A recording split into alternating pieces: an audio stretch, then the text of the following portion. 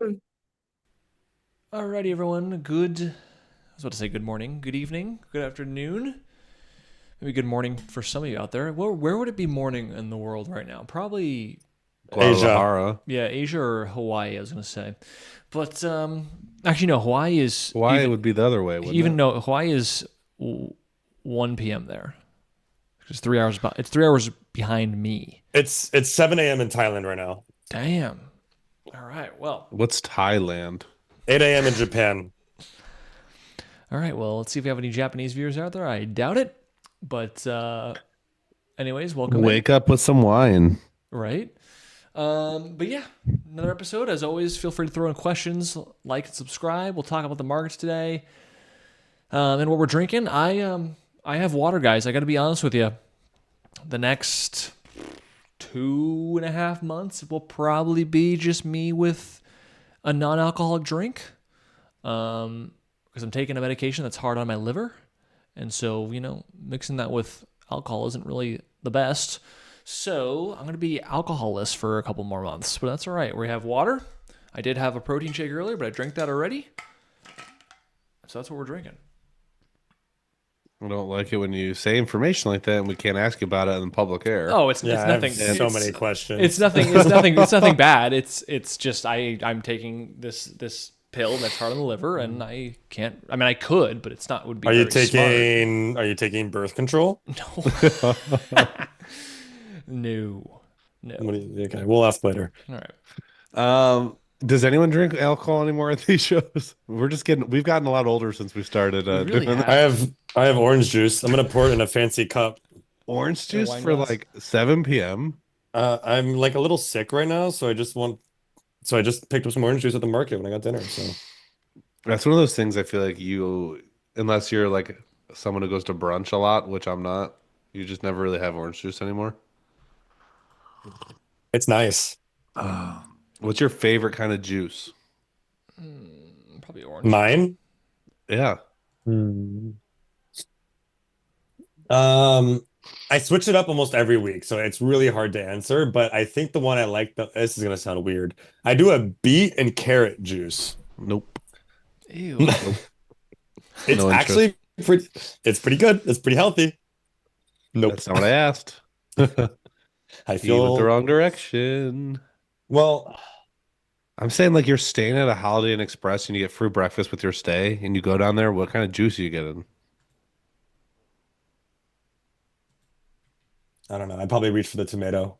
What? Yeah. Tomato juice? Oh, that makes me Because want to throw unless up. unless the orange juice is like fresh squeezed from like the farmer's market, it's like too bitter and sour for me. Like unless it's like yum, like I don't want some shit out of a fridge. Unless it's Is like no one a yum. fan of apple juice? I really like apple juice. Dude, I Apples. haven't had an apple juice in a long time. Apple juice was going to be my second time. That was that. If they don't have orange juice, I go apple.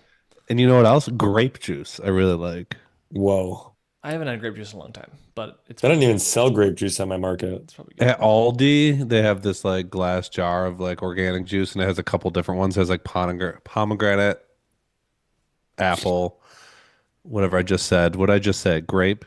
It Right. just tastes grapey, but I don't think grape is the main thing. But I like purple things. Blueberry is my favorite fruit. See, blueberries are too acidic for me. I like them in smoothies or like acai bowls, but I can't just eat a blueberry by itself. I'm like, it's all just too much flavor for me, you know? What about plum juice? No, it's so No. gross. I don't even know what that is, honestly. I don't even know why I said that. remember you had it when I was sick of something. Maybe I was constipated. I don't know. But you, like, Me? I had to plug my nose and drink it when I was a kid. Ugh. Well, anyways, welcome in chat. Welcome to Juice Wednesday, not Wine Wednesday. It's Juice Wednesday. But yeah, markets today were. I'm having a frustrating time.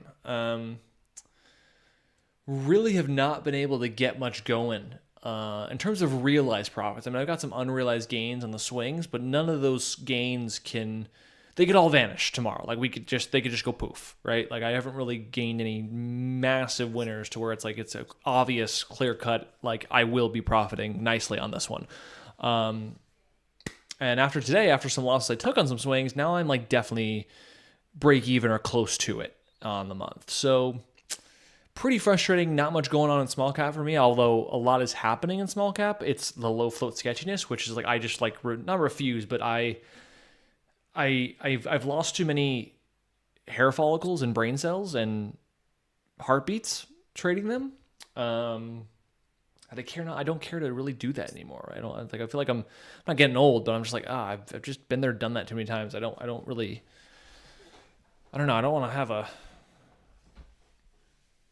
lose more hair than I already have trying to trade them. So that's how I'm You feeling. losing a lot of hair lately? No. You said that a lot. Just like, it feels like metaphorically, Oh, I'm losing my hair, and I'll tell you what, I start wishing other people losing their hair just to make it easier on me. Oh my God. It's just a truth bomb. That's why Don is like, please don't let me be the only one, Kyle. Come on, Kyle, tell me what's going on. Is that the pill you're taking? Oh gosh, yeah, it's my hair growth serum. No. We'll go to Turkey together. Yeah, there we go. We'll get a hair transplant. My wife does think I'm actually losing hair. She every month she looks at my hairline and she's like, "You're losing." Big Like, trades this month, and I'm like, it's the same every month. I'm like, my hair looks the same. You're just delusional, So, but my dad is try and bald, just so accept it. it probably happens eventually. All right. Is that your guys' experience so far in this market? Are you guys doing good, I doing don't bad? I don't think I've made money since BYND. So what? That's like 6 weeks. But I also haven't lost money. So it's just like a super like make money and then lose it. Make money and then lose it. Make money. Like I can't like get a good trend going in the positive direction. But also like and it's not even that I'm paying defense. It's just like a lot of plays just aren't working out the way that you need them to like pay for multiple winners. Like so whatever. It's not like I'm not frustrated. I'm just more bored. I'm waiting for things to work. And in the meantime, just playing like good defense and just trading. And The best offense is a good defense, they used to say. yeah, they still say that sometimes actually. Depends on the year. It's like you used to say it as if it's like a lost quote. Like, yeah, they don't say anymore, but they used to. Well, sports change. Sometimes tight ends are super important. Other time it's the running back. Other time the game shifts. Sometimes it's lockdown defense. Other times it's power of the offense. A good offense is a good offense. They would say sometimes too. Yeah, as a rebuttal to the defense. So like to like show what that looks. So I made let's call it 75,000 in October. All of November I lost 2,500, and all of December so far I'm down like 3,000 or 4,000. I have to update it for this week. So it's like not really losing. I am losing, but not really. But a very very light pullback, which is nice. Yeah, so it's just like once the plays start coming and we can hit them again. And again, like I said this immediately on Good Morning NASDAQ on Monday, which I was like, Dom, the week. So like Tuesday, I was like the week. If you didn't have the balls to go after those low floats on Monday, like that was the money. And if you didn't have the balls to buy them on Friday, like that was your money for like the whole month so far. You had this like little sketchy sector. And if you didn't do that, then yeah, some gap and craps pay you, some take it away, some breakouts pay you, some take it away. And like the bigger plays of the month have just been like bullshit plays like that. It's hard to sink your teeth into. So it's not that it's a frustrating market. It's not a tough market. It's not like a losing market. It's just like a market where there's not a lot going on. Therefore, I'm actually spending very little time at the computer, which is nice. Like it's really not a problem for me. It's just like, it just sucks that I'm not making money, but like, it's not the end of the world. I made 75K in October. Yeah, it's doing well. Yeah, I think it's one of those things when you put it in words like that, like three, I don't know if it was that 2 months of time. Was that no? October, November. It's 3 like months. 6 weeks. Okay, when you look at it on a P&L curve, like in 12 months from now, most people are like, oh, I can handle the ups and downs of trading.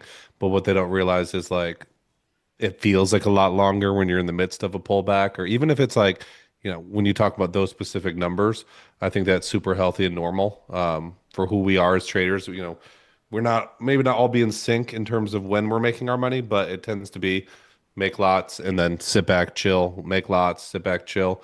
And I think a lot of beginners get in the habit of needing to do something during that sit back and chill time, and they make things a whole lot worse. But if you can hold on to the majority of your profits when you're bored, struggling, frustrated, I really don't care how you feel as long as you're holding on to your profits. That's the most important thing. Um, yeah, for me, November and December have been quite boring. I think that's like the word because I think it's been quite easy to navigate. And I talked about this in my recap video from November, where I think I only traded 10 days out of the month, but it was a slow and steady, like 8 hour month. And so far in December, like I made more than I have in all of November, but there's a couple days I haven't traded and all the profits are pretty much in one day. So it's been boring. Like, and I'm kind of frustrated if I end up breaking even or losing on iRobot today. You start to get that feeling where it's just like, I want a couple wins in a row, want to get that feeling back. But you have to just take the trades in front of you and keep pushing and know at some point we'll have runners, we'll have gappers, we'll have, breakouts working, we'll have reversals, we'll have stuff to short for first red days. And usually it always comes down to the less I do during these times, the better. And so if I can find a way to be profitable even when I'm bored, um, I'm okay. But I agree, it has been pretty boring. Yeah. And I would and I'm actually okay with the boredom. Where it gets to me is the duration of boredom, where like, well, not duration because I can still be bored. It's almost like the draw, like so. Give me like one big winner a week, and I'll take the boredom all year round. Yeah, I'll be bored 4 days a week. If the fifth day is great, but like in terms of the length of time, like maybe most people don't talk about this when they're in a drawdown because there's always like it's either one big loss, a bunch of small losers, but then also like the length of time that happens. Because if it's one big loser, okay, great. Like you made a mistake, you'll get right back on that horse. And if you're given a good market, like you get out of it within, let's call it a couple weeks, maybe a month max. But if you have a mix of both, or you just have either, and then you don't get a generous market, or you just have a tough time getting back on the horse, then it's like there's like this time erosion or this capitulation by time, where it starts to get frustrating. I feel like after today, I've starting to hit that period for me where now I'm on like my first pullback.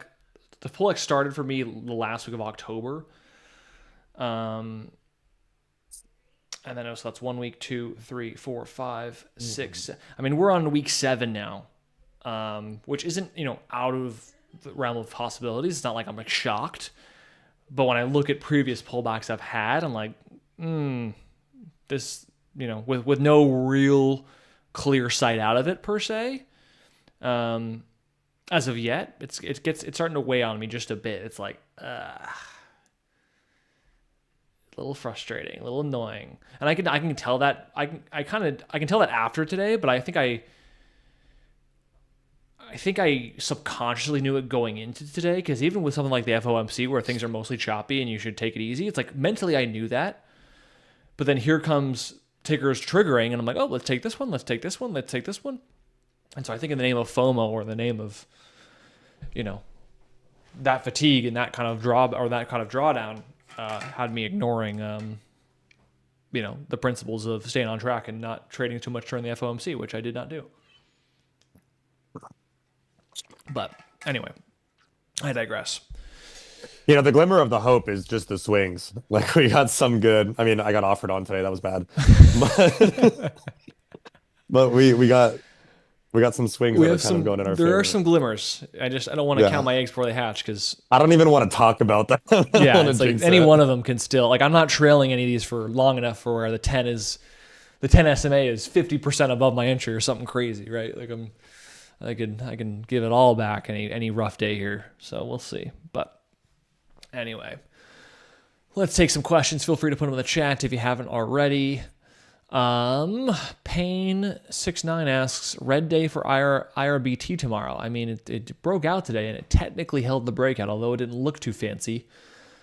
It held the breakout, so I would feel like, I don't know the stats, but statistically, I don't know if a red day would be coming after a green day. It could. I'm not saying it can't, but yes, yeah, I'm not going in tomorrow short bias. Let's put it that way.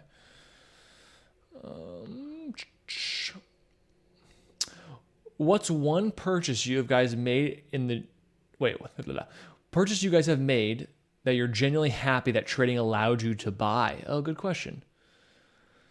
I've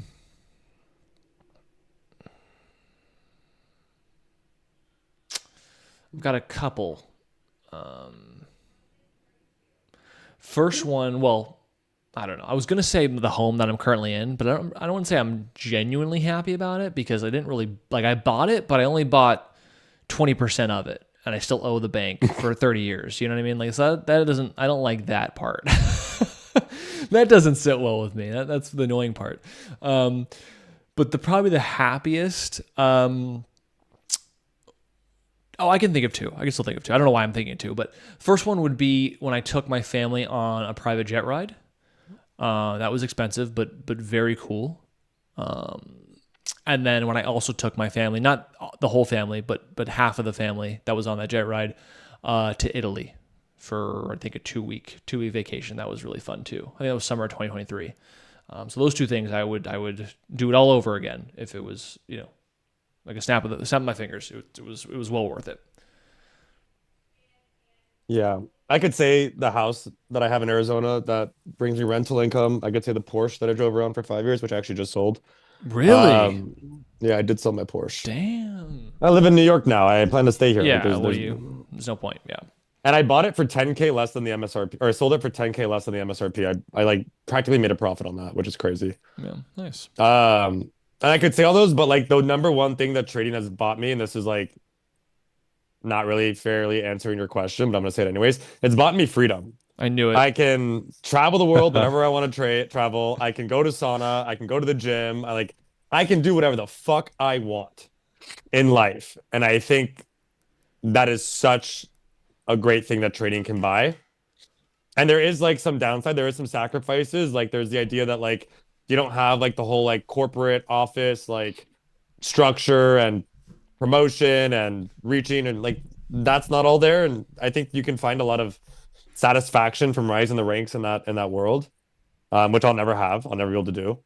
But I feel like people do that and then they retire and they have the freedom. So I just feel like the freedom is worth every single bit of dime that I could ever ask for. Very nice. Why did you both say I knew it? Because you answer. You said your Porsche, your house, but you said, but not really those things. And I was like, oh, what's the real thing? And I was like, he's gonna say freedom. It's free. Yeah, it's free. That's amazing. One thing I'll say, or before you go, Dom, is when you're talking about the trade-off of that freedom, right? Where it's like you don't have a corporate job, or you're constantly, you still have to keep trading for income if that's the goal, obviously, which until we build a moat of everlasting income, right?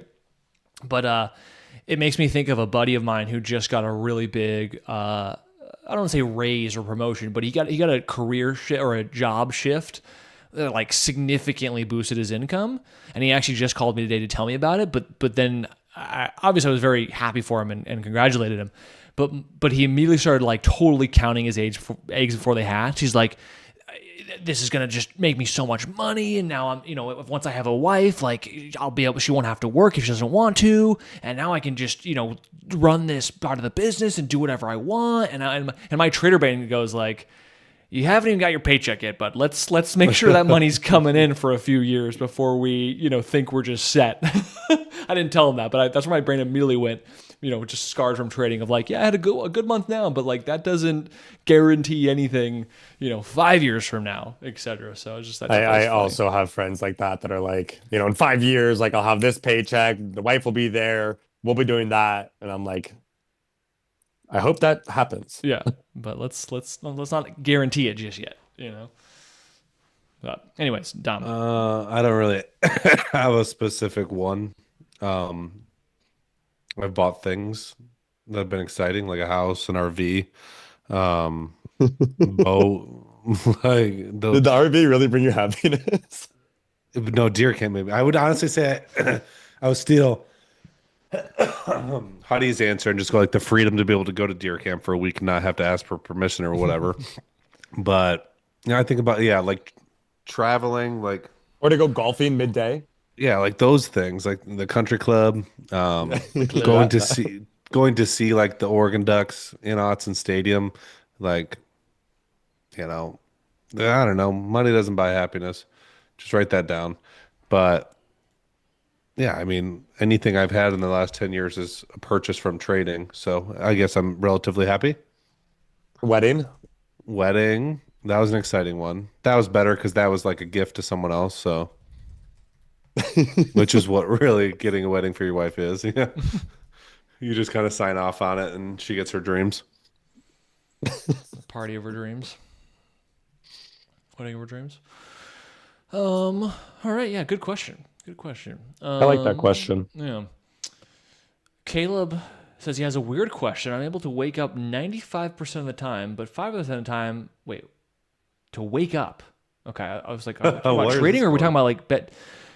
Wake up 95% of the time, and 5% of the time, again, A plus setup is the time I can't wake up. He's genuinely any alarm hacks or bet. It only happens on A plus setup days. That's correct. I mean, I don't not believe you, Caleb, but I also think that would be that's just crazy.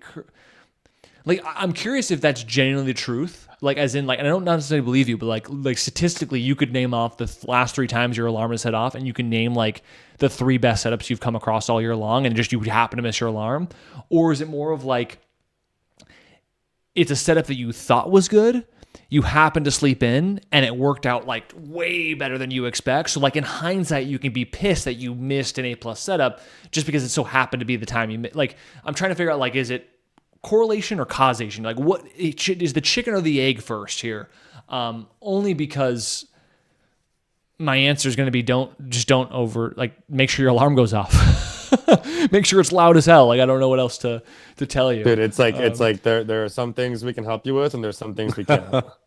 You know, wake up across the room. Like what if you were at a real job and someone and like every time you had a big meeting you just slept in? Like, your ass would be fired. Like, what kind of You wouldn't ask your boss any tips. Hey, you got any tips on waking up?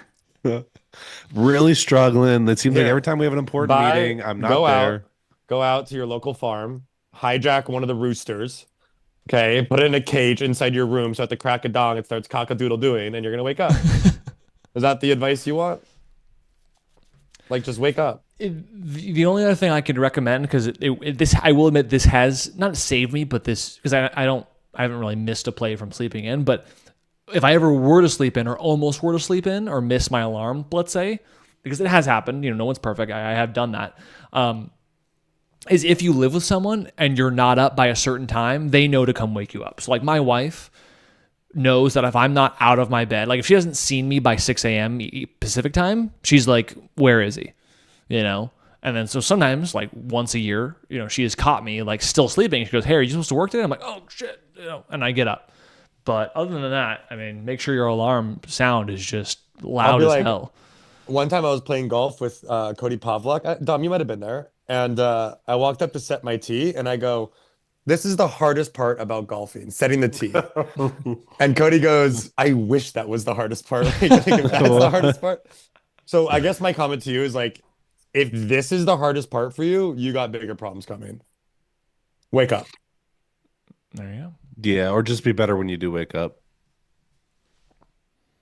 I like it. If they open the market. Yeah. If the market opens. If the market opens. Today we weren't sure. It did, but let's see. Ferrani said, I made not great decisions cutting early on IRBT today and watched it break out without me. So yeah, good times. I mean, frustrating. It does happen to all of us.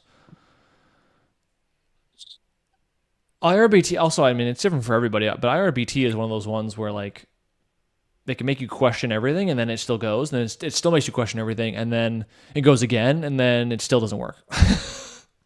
That's how I viewed it today. I was like, it looked so weak, and then it kept going, and then it really went after hours, then it died, and I was like, okay, this is a headache. So it's pretty lame. You're not alone for any.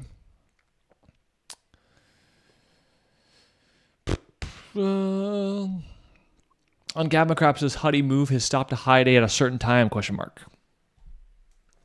No. If he feels like it. Sometimes. I used to early on, and I hated it because every time I stopped out and the trade still worked, I was pissed. So I don't do that anymore. Dom, do you like AFJK for a reversal tomorrow? Didn't even know this exists. I just pulled it up. Did you guys see this 8 to 100? So there's probably 3 or 4 extra low floats since SMX that I've seen, and I've looked at them and then I immediately take them off my screen. Can you be the person that's getting squeezed on one of these back burner ones that I didn't even know existed? That's Can you imagine? Like the big ones, everyone's like, "Oh, me too. I got stuck in that." But if you get like stuck in the ones like a week later, like 8 to 100, come on. Yeah. I'm probably gonna continue to believe it doesn't exist based off the liquidity I see today's daily chart or today's intraday. So I'm gonna ignore it and pretend you didn't ask. All right.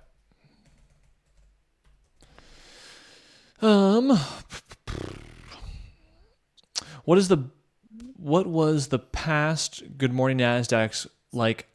Oh wait, what?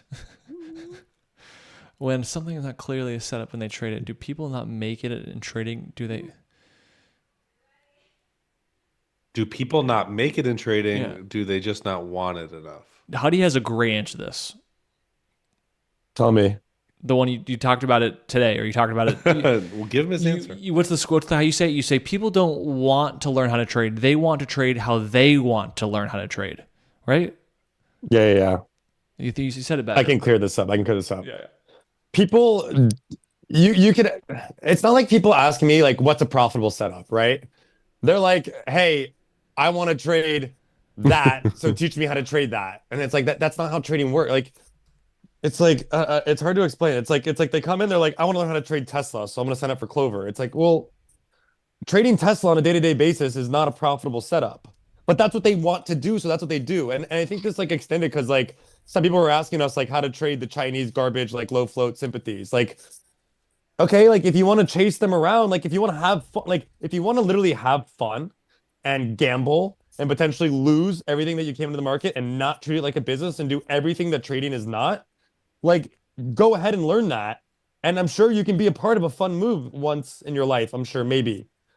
But like that's not that's not what's going to make you consistently profitable. But no one wants to do the consistently profitable things because it's boring. Because it's like you got to follow this like routine or this systematic approach, and sometimes it's not as sexy as a stock that's going to move 400% in a couple of minutes. Like that like people want to catch the morning spike. People want to like buy right away and feel all that endorphin rush. And it's like, okay, great, you can go do that, but that's not like real trading. That's not what we're here to teach. But that's what they want to learn. They want to learn what they think they want to learn, not what we're telling them to learn. Or not what actually works. Yeah. Or the edge actually is. Yeah, it is the weirdest thing ever because they'll tell you when we meet people at boot camps or at meetups or whatever, and they'll be like, I've been doing all these things for 2 years and I'm not profitable. And I'm like, I'm just going to throw something out there. Have you tried something different? Have you tried a different system, a different pattern? And they're like, no, I really like, they'll even lie to themselves. They're like, no, I really love shorting. It's like, okay, you have a negative win rate or you have a sub 50% win rate and your average winner is smaller than your average. Like, you're not good at shorting. Like, we got to go somewhere else with this. It is weird that people have like a preconceived notion of what they should do in the markets instead of just finding what makes sense to them and sticking to it. And it bothers me even more when we put our hard-earned time. I'm not necessarily talking about just our online students, but even like people in real life. And they just want to do what they want to do. And you're like, here's a profitable system. I've mastered it for 10 years. All you have to do is apply this for the next year and you'll be profitable. And they're like, but there's no day one gappers on this, but there's no parabolic shorts on this. And you're like, I don't do that. And they're like, well, you don't trade some days. I'm like, that's true. But money's in my account. Yeah. they don't care. It's weird. But yeah, so to answer your question, we're used to the questions. I think Kyle today was like just tough love or something. We don't normally give out tough love. We just answer the questions, but there's a lot of stuff where it's like the most basic things that we teach, which is like, what are we looking for criteria wise? And like, what types of stocks are we watching? And people get that one wrong. And they'll ask us about things that if they knew anything about us, they would know that we can't help them with. and we just try to be polite. Right. I feel like I've said this before, but I've had scenarios where it's like I tell a trader like, hey, the next 10 times you see this setup, buy here, risk here, take profits here. Don't do anything else. Like if you can do this 10 times, the next 10 times you see this thing, so you're going to make money at least 5 to 6 out of 10 times, right? And if you do it correctly, you'll make money. And what do? They can't do it. You know what I mean? Because again, emotions get involved. Again, the feeling like they want to be fancy about it, or they don't do that at all, and they go play with some shiny object that they weren't supposed to from the first place. It's really you versus you, and it's like, can you just not distract yourself with what doesn't make money? Which always brings me. They will. No, you go. I was gonna say, which always brings me back to the famous quote from God, I always forget his name, from one of the market wizards, where he says, people get what they want out of the market, because if you truly at like a deep subconscious core wanted to make money, if, ands, or buts, like you would make the necessary changes to be profitable, right? Because you would learn what makes money, not what you want to learn what makes money. Like you would kind of displace your own personality in some ways to be okay with being uncomfortable or doing something you aren't comfortable with or aren't used to do the thing that has the edge, that has the profitability behind it, right? And so there's a lot of people who subconsciously will never admit to them or never even find out themselves that they think they want to be there to make money, but they actually just want to degen on options, every other day, or they just want to, again, like Huddie's example, they just want to trade Tesla. They don't really care about any other stock. They just want to, be a part of the Tesla gang. And that's not, besides owning it long term, that's not trading. That's the only way, most people probably are profitable on Tesla is just holding it versus trying to scalp it every day. So you get what you want. I was going to say, I don't know what you were said that made me think of it, but it was like about you giving someone a trade plan and they still can't follow it. And it's always usually like they are self-proclaimed don't know anything. They're self-proclaimed beginners at trading, but then they'll be like, I thought I saw this. I think this. I thought that. I'm like, why are you thinking? Like you have not made any money trading. Like your thoughts should not be like something that you believe. You know what I'm saying? Like if you're strictly giving someone a plan and say follow it and they can't even do that, and that that you're a profitable trader and have a profitable system, like they want to do it their way. And it's like, why are you trusting your thoughts when you don't know anything? I always wondered that. I'm like, why? I don't care what you think. Like, you don't know anything. Like, I don't even trust what I think. Like me talking in the room some days, like today on Urbit, it's just writing in my diary how much I hate the stock that I'm trading, but I don't do anything with the information. I just am like angry that's not doing what I want. But if you let your thoughts dictate what you do all day long, you're going to be in rabbit holes all day. Yeah. Let's see. NXDR could be the next OPEN. All right, that's a big claim. Let's see. Will be a good short soon, potentially after it runs a few days. It's a Wall Street Bets type play. And then I have swings in the back pocket working in a way.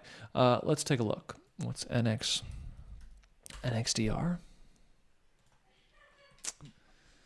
I mean, it's up today. It's up 46%. It looks strong right at the highs of the day. Why? I'm curious why you think it's going to be the next open. It just recently IPO'd this year, but it is. I wouldn't be opposed for it going another day or two. That could be fun. NXDR. Next door, or that's because it's just in the sector that Open is in. Open door versus next door. Okay, I'll have to keep an eye on that one. Higher the better. Let's see.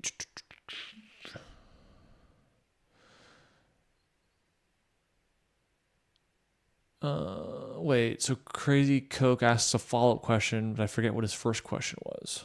That was about the purchases. Oh, let me see. He says, obviously advantages outweigh the disadvantage, but what are the disadvantages in your experience? Disadvantages of buying things we want? No, I think of trading maybe. Oh. Yeah. Well, I kind of touched easy. on one. What's up, Dom? I was going to say it's not easy. Yeah, I mean, we'll name a few. Dom right there is that, yeah, just because you made money, just because October was super easy, I made a ton. The last 6 weeks have been like arguably living hell, Obviously I'm a human, so I can, manage my emotions and keep it in check. But like, it's like if trading was like the last 6 weeks, 95% of the time, like it would be a miserable job. Right. So that's the tough part. 2, it's not consistent income. Back to kind of the example where my brain went when I heard my friend's, success, which I'm happy for him. But my brain went like, dude, that's great, but you haven't even got your first paycheck yet. Like, and so I feel that same thing with me. It's like, yeah, I may have had a good year this year. What does that have to do with next year? It is not like, so, or like, again, my friend thinks he'll be able to make sure his wife never has to work ever again. And I'm like, okay. What if you get fired in 5 years? Like, what if it's a tragic act? Like at least for me, I live, it's not a constant state of fear or anxiety, because it's not that at all. Cause I do have a great trust in my strategies, but I also have the humility to admit, like, hey, this might not last forever.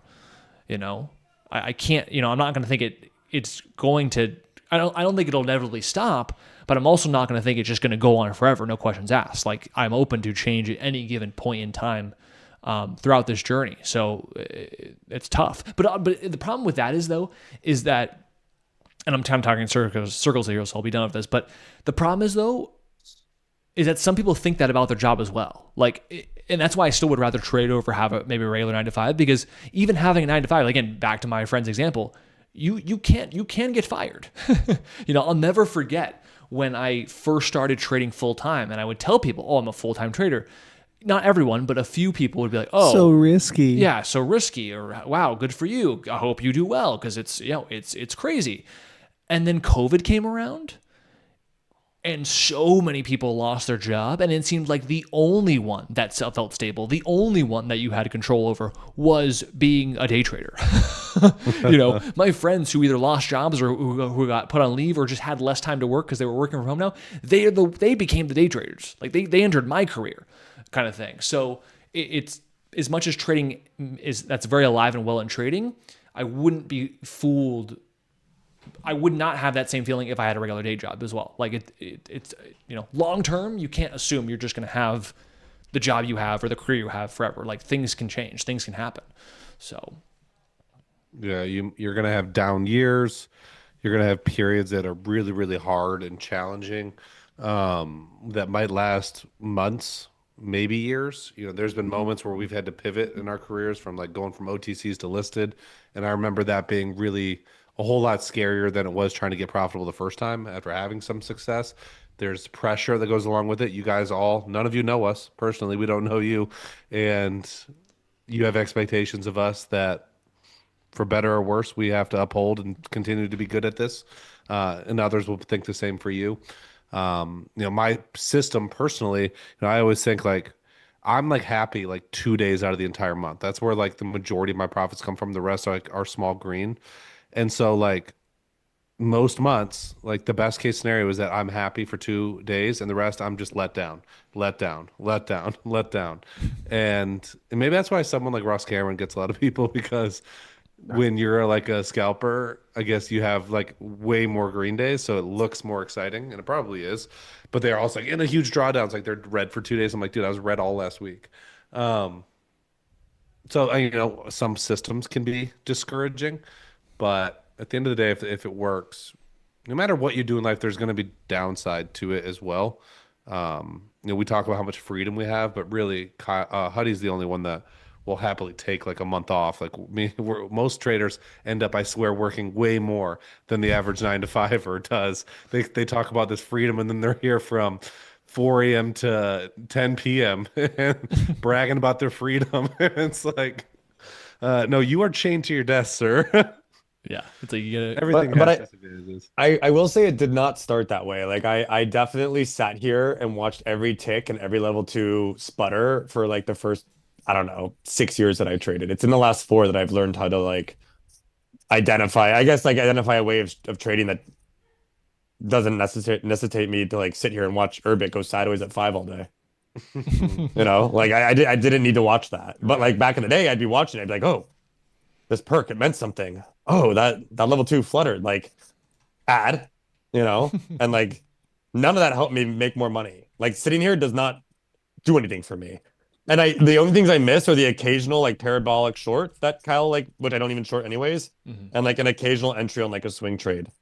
Like it's most of the action happens in the first 2 hours. Like that's when most of the action that I need to push buttons on happens. There's some disadvantages. Some people have, not to be like horribly morbid, but some people have committed suicide, right? So like there is that ugly side of like losing money and your significance and feeling like there's no way out. That'd be pretty bad. And like with a salary paying job, you don't really have that concern. Maybe you still do in other ways, but that's like one that I think also not a huge social life, right? Like it's just you and your computer. You don't have an office. Like I said that earlier, you don't have an office space. You don't have people to talk to. You really got to like what Dom, Kyle, and I did well was like when we had the opportunity to branch out and meet with other traders, we took those advantages, we took those opportunities, and now I'm sitting here with two of my best friends that I have, which are Kyle and Dom. So you have to kind of like force yourself to network. It doesn't get handed to you, so you can like just end up kind of lonely and broke, and that's also bad. And then yeah, everything Dom said about like there are months at a time where it's just fucking hard and miserable and then like confidence is low and there feels like there's no way out because trading it's not linear. It's not like, oh, I made money this month, I'm gonna make money next month. That's not how it works. Like it's random, like the way that your account grows. It's not a straight line. That's how trading works, and that's like a tough thing to like grapple with at times. I think those are disadvantages. But There's then a the lot of upside is disadvantages. you can make a lot of money. For It's sure. the only job really that you can show up every day and give your money and your time. You know? Like most people, that in and of itself, I think is enough like, there's like, I don't think my wife could ever do this. Like the idea that you could show up, work all day, harder than a lot of people, and then spend an entire month doing that and then give them $5,000 for it. Like give it away. Like that Yeah. blows a lot of people's mind. Like a lot of people think I work, I get paid. That's just not how it works when you're an entrepreneur. Yeah. It's like, oh, I see you clocked 50 hours this week. You owe me $5,000. It's like, wait, what? Yeah, it can be tough. Someone says anyone who says money doesn't buy happiness doesn't know where to shop. I think about this a lot from a psychological perspective, like just the psychology of money. I got And- some comments too. And when it comes to buying things, sure, like buying things can make you happy in the short term, right? And I think that would be mixed with like just a dopamine hit, right? You buy a nice car, that's gonna last for a few months. You buy you go on a nice vacation, that's gonna be awesome for a couple weeks, But I think when people, and here's the problem with maybe the word happiness. I think when people ask, can money buy you happiness? I think it's more of they're saying happiness, but they mean fulfillment. You know what I mean? Safety, peace of mind. Yeah, just like there's so much aspects about the term or word happiness that, yeah, people who don't value money or don't value the things money brings in some cases, they're like, no, I'm not any happier than I am right now. If you offered $1 billion, $1 billion more dollars to a billionaire, like he's going to be like, sure, I'll take it, but his well-being is not going to change, whether he says it or not. But you offer $500K to a guy who only worth $10K, yeah, he's going to be ecstatic. It's going to change his life. So it's very relative to how much a person already has or what a person can already do with their money. But beyond that, it's like some of the people who have so much money are miserable because they have no fulfillment. They've like done what they said to do, and now their life is empty. They have nothing to work on, right? Or people who have plenty of enough money still work because that's what makes them fulfilled. So it depends on who you're asking and what the definition of their happiness is, because that's, I think, fulfillment is a more accurate word that I think about. So Also, Yeah. who goes shopping? I think money does buy happiness to an extent. I mean, everything Kyle just said is correct. I think there's an extent like luxury goods like aren't going to really like a nice watch, diamonds, a Porsche like I had. Like, I mean, driving that car fast on the streets in Arizona was like, it did make me happy. It did put a smile on my face. I'm not going to like sugarcoat that. yeah, But I think more importantly is like it buys you opportunities to be happy. Like you were saying, like traveling, like the ability to travel and or like in New York City, it is expensive to date. And like you can take a girl or a guy to Subway, or you could take her to like or him to a nice restaurant. And like if you have money, you have the opportunity to have a more pleasant outing, right? And an experience. You can buy an experience. You can go to a thing.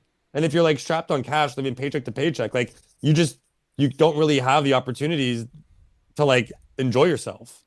And like that will create happiness. Like being able to go out and experience the world. Unfortunately, it costs money, right? Right. So like there is that aspect that like money does allow you to do things, and those things will bring you happiness.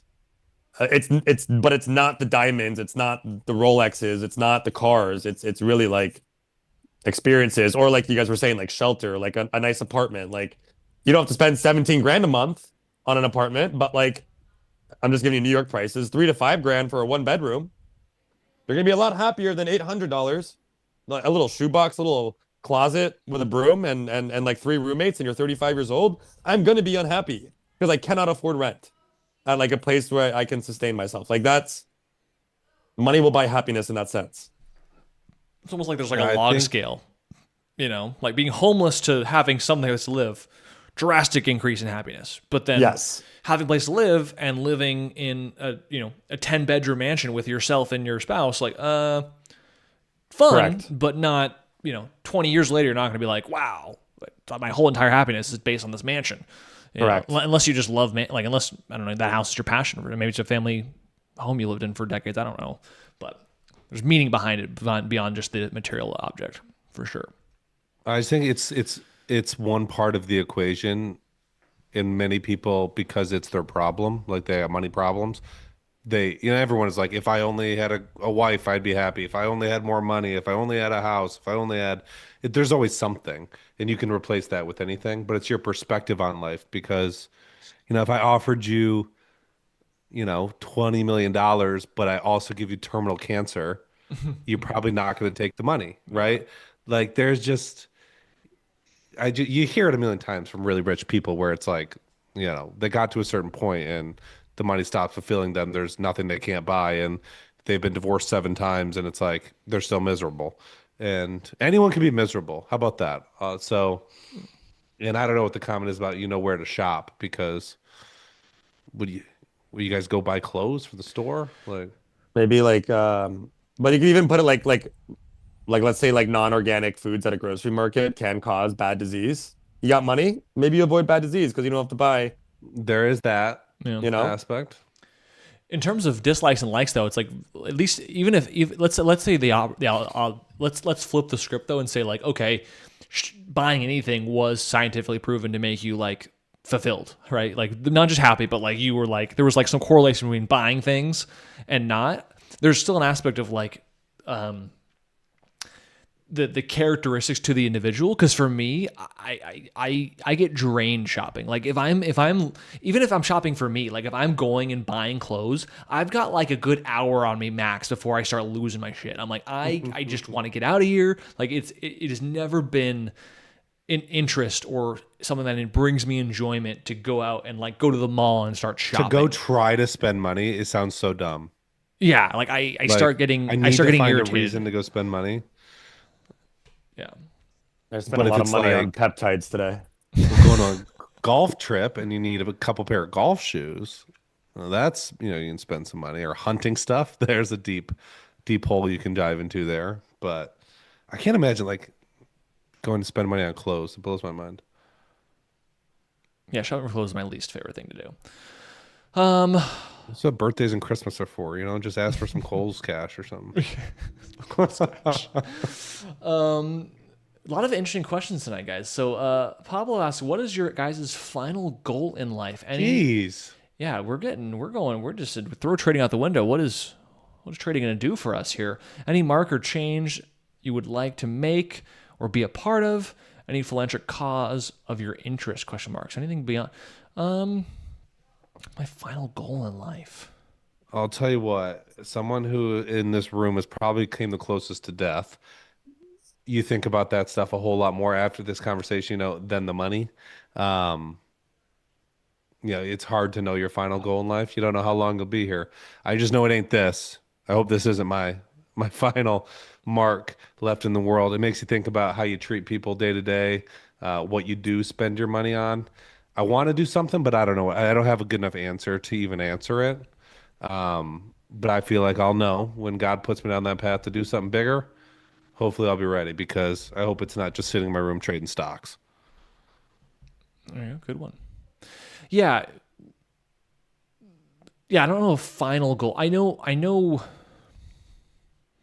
obviously having a family, right? I think once I have kids or I see those kids become adults, that will be pretty awesome. So I have that to look forward to. But also in terms of the fulfillment, again, it's like I also want to I just want to be doing what I'm doing. Like kind of how do you say, like freedom to do what you want. Like it's like you kind of already are there in some ways. Like final goal. I mean, he takes his question to more philanthropic causes. So yeah, over the time, as I develop a bigger estate or bigger assets, like of course, philanthropy. I mean, I already am giving yearly, but like, yeah, maybe there's a cause that I feel much more passionate about as time goes on. But again, the reason I bring this up is like, okay, you give me $1 billion, what do I do tomorrow? I probably find a way to trade that $1 billion. Like I genuinely love trading. Now I do agree with Dom though. I don't want to be just sitting to my desk 10 hours a day for the rest of my life. But again, even if you gave me $1 billion, yeah, I would travel more. Yeah, I'd maybe buy new nice things. But again, that doesn't, like we just talked about for 10 plus minutes, that's not going to change my well-being and really and change how I spend my time per se. And so no matter what, I feel like there's always going to be an allotted time per day or per week or per month where I am wanting to invest or to trade because that's just what I love to do. Maybe it's a different kind of investing where I'm investing in startups or I'm investing in some specific kind of funds that aren't public. Like who knows? But like that is such a strong interest of mine that I think that's always going to be present. But yeah, philanthropy. I mean, who knows? One of my kid has some health issue. All of a sudden, I'll be very obviously passionate about whatever philanthropy issue to help find a cause for that. So I don't know. Like I said, Dom said, like life could be very short or very long, and it's unpredictable. And so, I'm just willing to go with the flow as long as I'm, have some sense of freedom, like Huddie said. So, any answer? Huddie, what are we doing? I have no answer. All right. We don't know what we're doing with our life. Like I'm already kind of doing it. Super happy with where everything is. Like live every day to its fullest, try and grow every day, try to be a good person, try to develop quality relationships. Like they say, like I don't know, I just have like my own goals. It doesn't probably that's why I have no answer. It doesn't really affect any of you guys, but like they say, like in order to grow, like the happiest people when in your like 70s and 80s, the happiest people are the ones that carry quality relationships with them to that age. So just like making sure that like I'm interacting with the world, I'm out there, I'm talking to people, I'm talking to my friends, I'm checking in on my friends. Like I just want to be like accountable in every aspect. And like I'm already doing that and I'm gonna keep doing that. And it brings me a lot of happiness and joy. And I want to keep doing everything I'm doing. There we go. Beautiful. I don't have a lifetime goal. All right. I'll know it when I'll know it when I see it. Watch Dom, you like find like some crazy hobby and you're looking like the future president of like the United States. Yeah. Or like I don't know, you like get into knitting and you become like the world's best knitter or something, just something left field. I don't want to be the world's best anything going forward. I just I would like to help people in some form or fashion, but I'm not going to sit here and promise I'm going to go build schools or something when I have no plans right now to do that. But there are people who need help out there, and I'd like to be at a place someday where I can do that. There you go. Like where I want, like, I don't even know how you do that. Like stand outside Walmart and hand out gift cards. Be a Walmart greeter. All right, last few questions here before we close it out. Any updates on Tim Bertani? I think he's doing well. Yeah, I beat his ass in fantasy football. I was about to say, we're talking about fantasy football. How do you just beat him? I'm sure he's still trading. He has his family. Where He's is that staying question busy. coming from? Did something get put out or something? No, probably just curious, I would guess. He could be watching this Wine Wednesday for all we know. There was a few months where every week he was tuning in and or joined us. So who knows? Any tips on how to deal with boredom trading, knowing that you live in a place where it is cloudy and cold 90% of the time? So like a lot of inside, not going outside. Not much, outside things to do. Looking for tips on the inside. Got you. Ready? Yep. Let's hear it. Go to the gym and or go to the sauna. I do it every day. It's phenomenal. Makes me feel great. Buys me happiness. There we go. Do both of those things. It buys you happiness. No, I have to pay for that. Just do anything. Like you can also do trading related things. Just put the charts away and just study. Like I was looking at the other day, I was showing my dad some videos, some trading video lessons where I'm like, like go watch this entry style breakout one, like watch it like 100 times. And I just laughed. I'm like, he was like, only 31 people have watched this. I'm like, he's like, how many people are in Clover? I'm like, more than that.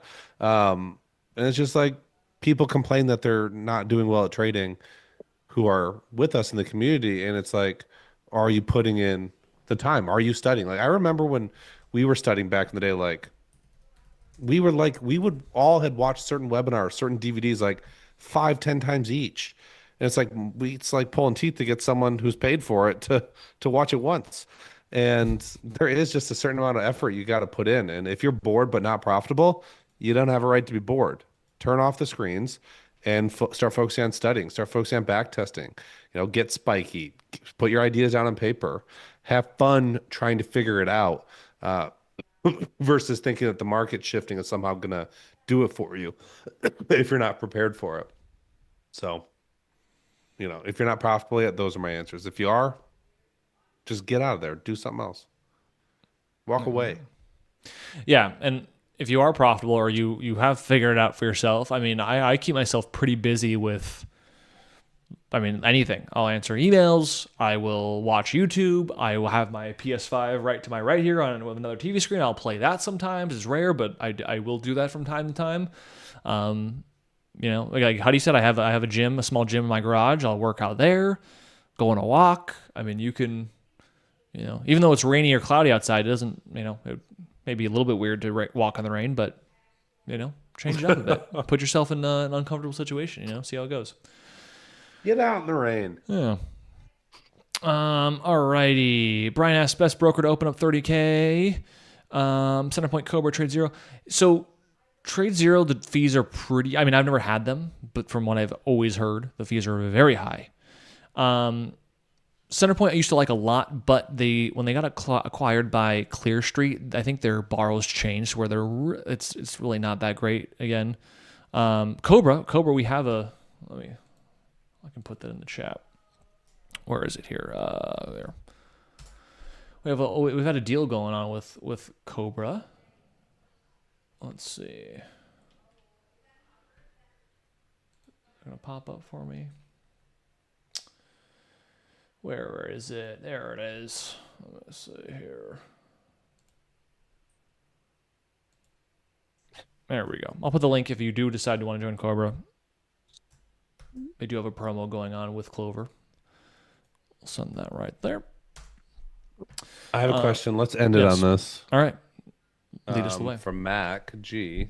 Is edge erosion real? Meaning, is the information that a profitable trader gives out realistically going to impact your small cap strategy? It can, but I don't think it does nearly as much as people would think. And I say that because of everything we've talked about today. Yeah, exactly. Back people to want to trade what they want to trade. Yeah, like I could, again, not to quote another market wizard, but he said this was back in like the 80s or 90s when the internet wasn't really as big, obviously just starting. But he was like, his quote was, I can put my trading strategy in the newspaper, which was, the public form of media at the time. Back then. Yeah. And he's like, and the edge would still exist. Again, just like we talked about, like when me and Dom and Huddie make all these videos and Dom people are paying us and they still don't even watch our videos. Like I've been screaming on the top of my lungs in over probably hundreds of videos about how the first red day works. It still happens because it's not just me and the 10,000 people who probably watch my content at various times of their life, but it's the hundreds of thousands of retail investors and traders and just people who come and go that like it's almost like impossible for everyone to agree on and understand and know the same information at the exact same time. You know what I mean? Like even if everyone did, like let's say learning the first red day setup is as equivalent to learning 2 + 2 in second grade. Like there's still going to be someone out there that says 2 + 2 doesn't equal 4. You know what I mean? It's Really? and yeah, sure. Some setups that have edges that are very fragile, yeah, they'll come and go. But from what I've seen is like they don't come and go because the edge erodes. They come and go because the setups just aren't there anymore. Like they just don't appear. So yes, does edge erode? I'm sure it exists. It doesn't. It's not non-existent, of course, but I don't know. It's again, people want to trade what they want to trade, and there's too many people out there who don't want to trade the edge. That the edge persists and sticks around, depending on what setup you're looking at or watching. So, I think it has to also be what your edge is. If your edge is a pattern, then I think that that's true, right? Like case in point, like the China liquidation play, like the entire edge was in the pattern, right? Text messages go out, everyone is told to short or really told to buy, but everyone gets the insight we're going to short, and then the insiders sell it down and you get paid. That obviously gets flipped when they realize everyone's doing that. The edge eroded quickly, and it turned into a lot of blown accounts. But like I always have thought and said, like my edge isn't that I buy breakouts. Like my edge is that I have found a way to finagle my stats and my trading on a day-to-day, week-to-week, month-to-month basis so that my winners are much bigger than my losers, and I'm always losing small when I'm wrong. And like if I do that always in every single trade, I don't have big losers, I'm going to be very profitable. But like in the patterns we trade, it's kind of how I think Kwalmagi said this, like his patterns have worked for hundreds of years. Like the patterns are so simple that we trade, and they're based off of like, what's the word? It's hard for like breakouts to stop working because how else would stocks run? It's hard for strategies to stop working as a whole, although we have seen them in the way that we've studied them for years change in terms of less opportunity of them. Because when crappy stocks get overextended, they're going to come crashing down. And, we've seen reversals kind of go on and off throughout this year, but in general, stuff doesn't go straight up and doesn't go straight down. So if your edge is built on principles that don't really change in terms of human psychology, then I wouldn't be too worried about it. It's like you're not going to stop BYND from going from whatever it went from 20 cents to a couple dollars or whatever last month or the month before. Like when it's doing 2 billion shares in a day, like the stock's going to do what it wants to do. So that's kind of my take on erosion of edge. Imagine if breakouts stopped working. Like if that actually was true, like I think you'd have a lot more to worry about than breakouts stop working. You would have to worry about like the entire market stopped going up, like ever. Like it. And again, if they weren't going up, then they were going down. So then breakdowns would be hot. Like there's always where one edge disappears, another one goes. So I don't know. I'm just rambling talking about it, but it's like breakouts by nature have to work or have to happen because like people throw money at stocks until you change the very fabric of how our economy works. Like it's like, I don't know, you'd have to change a lot, which is almost impossible at this point. But anyway, any final words? I was going to ask Huddie for final words, but he left. I was going to see if he had a quote, but he doesn't. You have a quote, Tom? Let me get one for you. You know what? Let's just pick a book in front of me here because I was recording something and I had this up here I could see my phone. We have Meditations by Marcus Aurelius. Let's just see if John C. Maxwell has any. John C. Maxwell. It's not really a quote book. I love it when books have big fonts. Don't tell anyone I said that. Oh, here we go. Where else can read it? It's like a little side thing, isn't it? If you do the things you need to do when you need to do them, then someday you can do the things you want to do when you want to do them. Oh. Damn. Oh, how do you reiterate that for us? Reverse engineer it. I wasn't listening. If you do the things you need to do when you need to do them, then someday you can do the things you want to do when you want to do them. Sounds like freedom. Work hard right now. Work hard when it's easy to work hard. Be the wolf on the hill. Be the wolf on the hill, and one day you can be the wolf on the top of the hill. Yeah.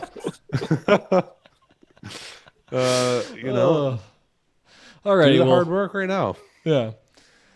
Well, anyways, guys, thanks so much for tuning in. Again, we'll see you tomorrow, 8:45 Eastern, right back here on YouTube. And then if you're in 4Leaf as a Clover, you will then have access to the live trading webinar with Huddie and Dom tomorrow morning.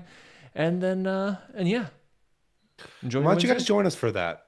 You know, subscribe to this channel, go to cloverchain.io, get signed up, and come hang out with us tomorrow morning for some live trading. Me and Huddie will be there tomorrow morning. So if you've been thinking about it, right now is your message from God to sign up and come hang out with us.